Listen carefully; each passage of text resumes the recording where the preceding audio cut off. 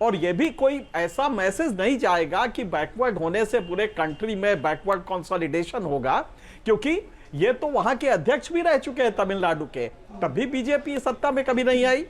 तो इसलिए इतना बड़ा तो नहीं है, लेकिन हाँ मैसेज के टर्म्स में आप कह सकती हैं कि बीजेपी शिद्दत से लड़ती है, जो विकास ने कहा, और शिद्दत से लड़ती है उसकी वजह यह है ये गुप्त मतदान होता है और इसपे चूंकि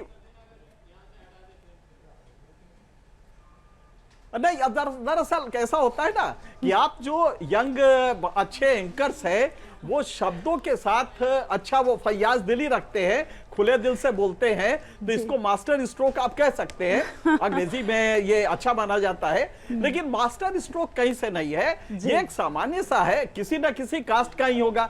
अगर अपर कास्ट का देते थे तो कहा जाता है साहब अपर कास्ट का वर्चस्व रखने के लिए साउथ इंडिया में, चूंकि अपर कास्ट वहां पे है, तो मुझे लगता है कि इसकी जरूरत नहीं है।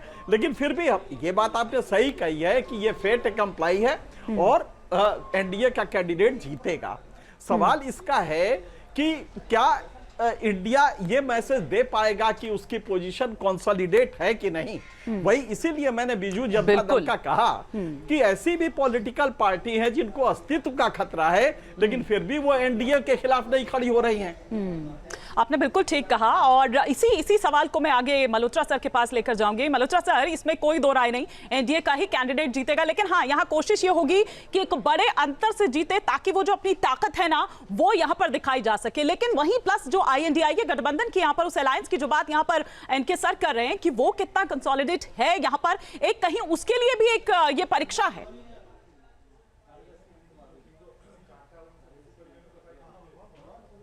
जी हाँ, ये परीक्षा तो उनके लिए ज़्यादा है।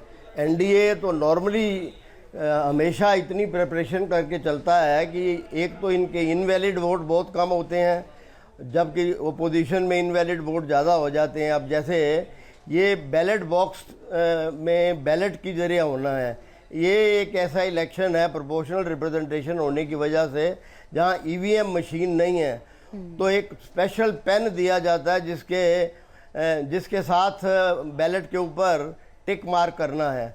कोई और पेन से अगर होगा तो इनवैलिड वोट हो जाएगा। तो टोटल वैलिड वोट जो हैं वो बहुत ज़्यादा डिपेंड करता है कि अगर कोई इनवैलिड हो गए हैं तो उसका नुकसान हो जाता है। अब ये जो ट्रेनिंग कैंप लगाए हैं दोनों पार्टियों ने, एनडीए ने भी और इंडिया ब्लॉक ने भी, यही बताने के लिए किया था।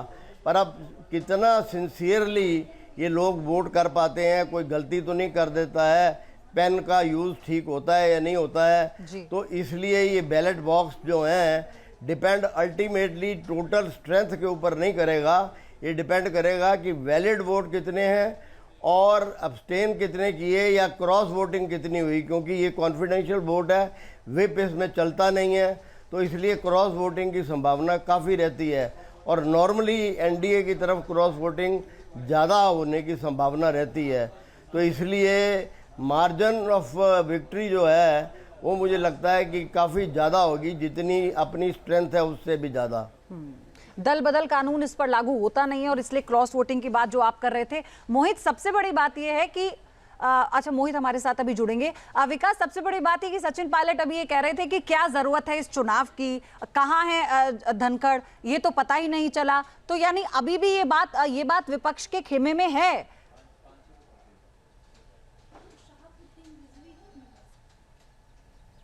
जी बिल्कुल, विपक्ष के खेमे में और धनखड़ को लेकर के विपक्ष की तरफ से बार बार सवाल खड़े किए जाते हैं।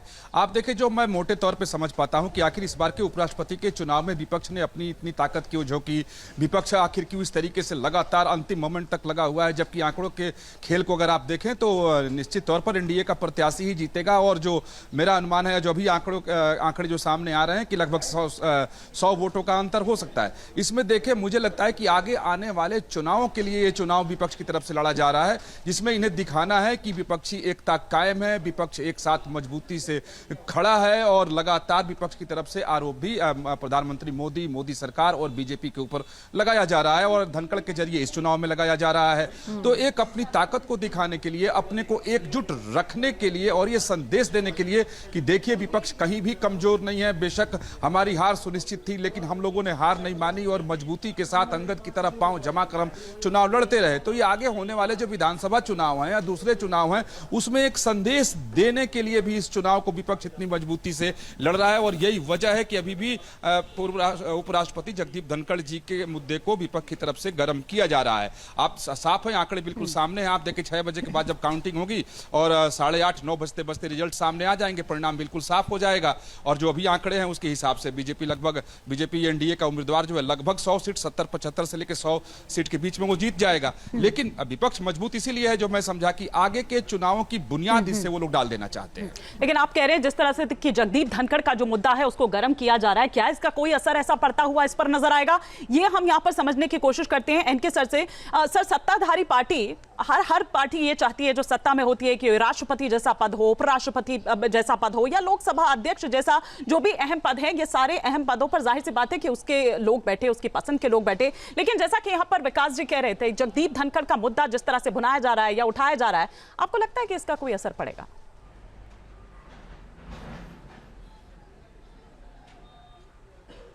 नहीं, मुझे नहीं लगता कि धनखड़ कोई ऐसे मास लीडर थे जिनकी वजह से जिनको ये कहा जाए कि साहब धनखड़ कहाँ हैं, धनखड़ को कैसे हटाया गया। इसकी वजह से एनडीए पे कोई बहुत बड़ी आंच आएगी, क्योंकि ये कोई ऐसा कारण नहीं था। हाँ, जबकि हकीकत ये है कि धनखड़ जो हटे हैं उनका अपना, मुझे लगता है किंग साइज जो ईगो था, ये उसकी वजह से हुआ है।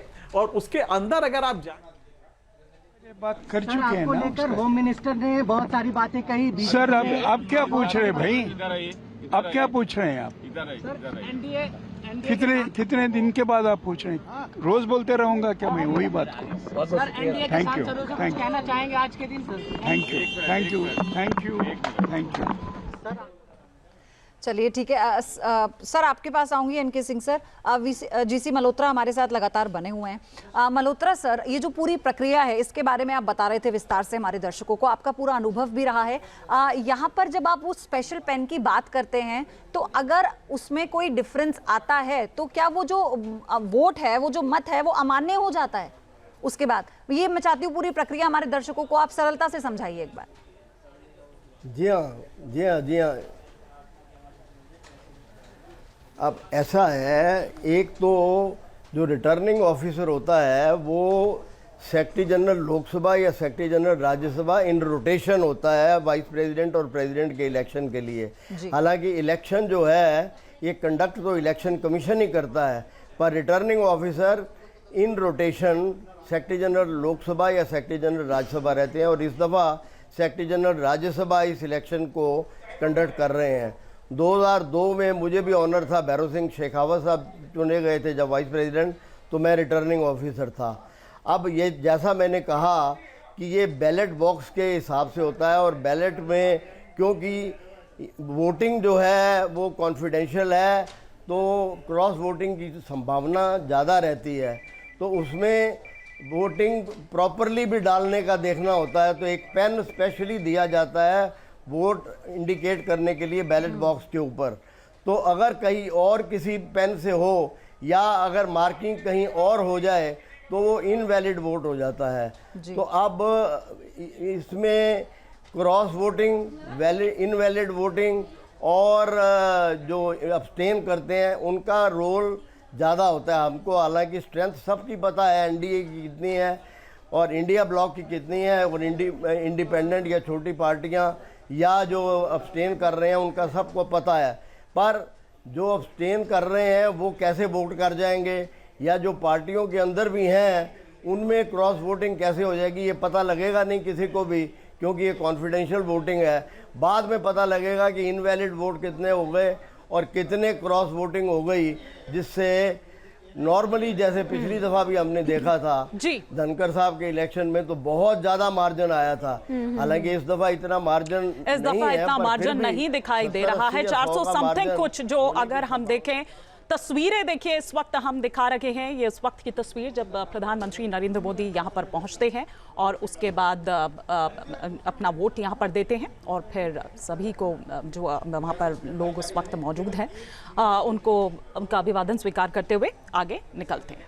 तो अब प्रक्रिया शुरू हो चुकी है प्रधानमंत्री के वोट देने के बाद। ये थोड़ी देर पहले की तस्वीरें हैं जब वो संसद पहुंचे थे और वहां पर पहला वोट उन्होंने अपना दिया और उसके बाद फिर सांसदों के वोटिंग का सिलसिला जारी है। क्रॉस वोटिंग की संभावना पूरी रहती है, दल बदल कानून इस पर लागू नहीं होता और इसीलिए मैन टू मैन मार्किंग की गई है एनडीए की तरफ से। और इससे पहले वो जो मीटिंग हुई थी जिसमें जो तमाम केंद्रीय मंत्री हैं वो अपने अपने राज्यों से जुड़े सांसदों के साथ उन्होंने बैठक की थी और तमाम जो चीजें हैं उन्हें सुनिश्चित किया गया था। हालांकि ये बहुत ही ज्यादा क्लियर कट आप इसे इलेक्शन को कह सकते हैं, उपराष्ट्रपति के चुनाव को, क्योंकि यहाँ पर जो आंकड़ा है, जो बहुमत का आंकड़ा है वो एनडीए के साथ है और इंडिया गठबंधन ने अपनी पूरी ताकत झोंकी है लेकिन वो पीछे नजर आ रहा है। बिल्कुल, तो ये तस्वीरें लगातार हम यहाँ पर आपको दिखा रहे हैं। प्रक्रिया 10 बजे से शुरू हुई है और 5 बजे तक ये पूरी प्रक्रिया चलेगी। 6 बजे जब वोटों की गिनती होगी तो उसका इंतजार यहाँ पर रहेगा। जहाँ भक्ति है हर शब्द में, कथाओं में छुपे हैं दिव्य रहस्य और ज्योतिष देता है जीवन को दिशा। धर्म से जुड़ी हर बातों को जानने के लिए हमारे चैनल स्तुति को सब्सक्राइब करें। चैनल पर जाने के लिए इस लिंक पर क्लिक करें।